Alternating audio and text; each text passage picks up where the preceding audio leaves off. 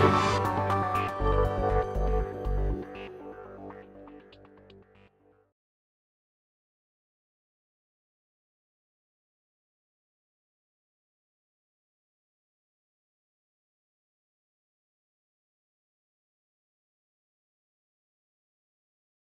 think I should remind all of you that in addition to being a fine writer, Nayanthara Sehgal, unlike so many people we know, put the country above family. And though she is Nehru's niece and Indira Gandhi's cousin, she was outspoken about the emergency. I think that is an important thing to remember today. Nayanthara Sehgal says, "I'm sorry I cannot be with you in person today to make common cause with you on our vital concerns. Here are a few thoughts. I like the word rational.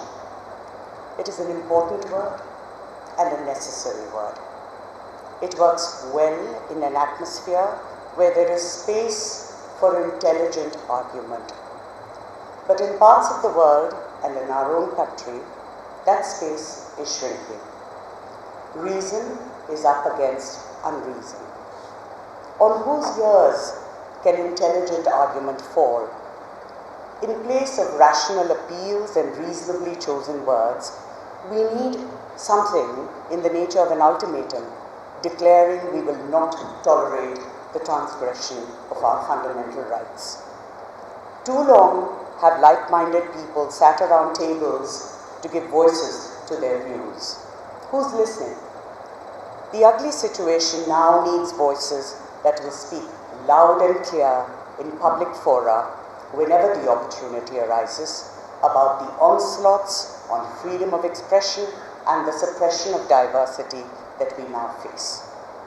It is time to stop facing the consequences of what is being done to us and to go on the attack. Let the narrow minds that hold the floor today know they have us to deal with." I think that sets the tenor for the various discussions that we might have over the next 2 days. What I want to say, again, a few thoughts that probably all of us share, is that I want to begin with a quick bird's eye view of the India we know, the India that so many of us grew up with, both in terms of reality as well as an idea that we are constantly moving towards. That is not a finished project. The India that I want to look at is specifically through the prism of a word, a space that is increasingly being lost to us, and that is culture. Now, Indian culture is an India in which we have far too many experts, overnight experts, who are talking about what Indian culture is, as if it is something, as if culture is something separate from us, as if culture is owned by one constituency of this country, as if it is one narrative, as if it is something static, and as if it can have one sort of spokesperson for it. Now, the India we knew, that we still know and want, is a plural India where culture means a range of voices, and these are voices that don't just speak up for the constituencies they represent, but that negotiate, that some are central, some are peripheral, some dissent, but they are negotiating, contesting voices. And this is how the India we grew up in looked. First is we took this hybridity I've described for granted. Multiplicity was not something abstract. So you had to be a very strange person, probably deluded, to not have this brought home to you in 100 different ways every single day. So if one voice told you about a religion or a myth or the lack of religion or a tale, there were any number of other voices telling you something else altogether. And this is what diversity looks like, not just paying lip service to Akbar Anthony. But these new culture experts, not only are they made anxious about the plural India we know, they're not even satisfied with this tame official diversity which says you give equal time on the screen to Amar Akbar Anthony, or you have the Republic Day tableau which shows incredible India in all its variety. What they are talking about is a small, narrow space, shrinking it so that they believe numerous Indian voices and narratives are not allowed to negotiate with each other. Now, this is something we all see, but what happens if we shrink this cultural space, this day-to-day artistic practice as well as cultural practice of various people in India? First of all, you have culture being equated with Hindu culture, as if Hinduism is something homogeneous, monolithic. That is one. Then you have various living practices becoming disputed structures, and we know that disputed structures are vulnerable to demolition. So what are the casualties? First, history. Central is history. I don't have to remind you that just yesterday we saw what is happening at the ICHR and what are the sort of projects that the new head of ICHR claims as qualification.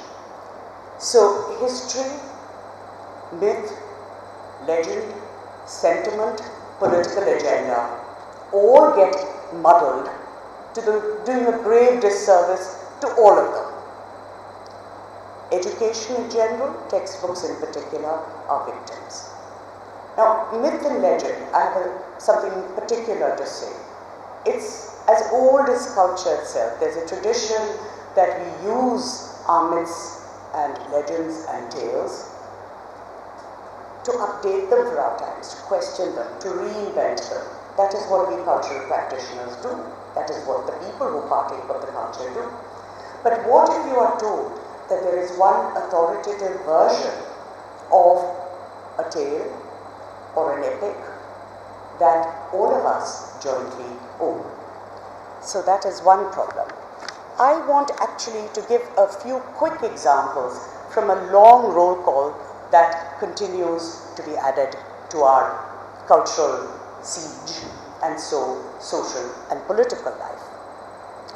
Texts which celebrate confluence, texts which tell you that there are many ways of reaching knowledge, such as A.K. Ramanujan's essay on the mini Ramayanas, get taken off the syllabus. A film which looks critically at the army's role in Kashmir is not allowed to be shown in a university.